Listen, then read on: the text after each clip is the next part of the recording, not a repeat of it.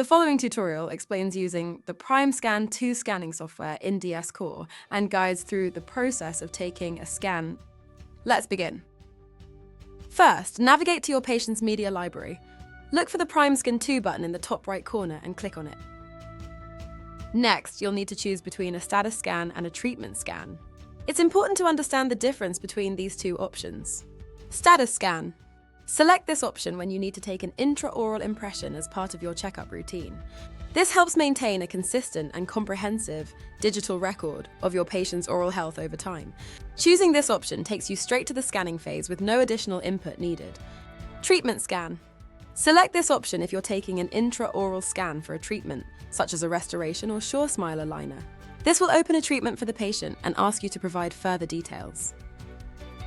You might have noticed the information in the blue box. This indicates that we have an eligible scan in our patient's record that can be reused for this treatment. After selecting the treatment scan, you'll need to add the relevant information. In our case, we're planning a restorative treatment with a crown on tooth 3-5. Now you have two options. Select New Scan and do the entire scan protocol. This includes scanning the upper, lower, and buccal bite. The other option allows to utilize eligible scans from your media gallery.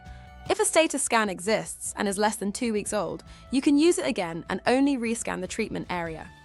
In our case, we have an eligible record and can select Use Status Scan. This takes us straight to the acquisition mode. You'll notice there's only one scan catalog on the left side, because we only need to scan the prepped region of tooth 3-5. We've now completed the scan and are ready to move on to the next step, defining the scan model and creating the prep curve. And that's it. Be sure to check out our What's New section to learn about New D's core features and functionalities. Thank you for watching.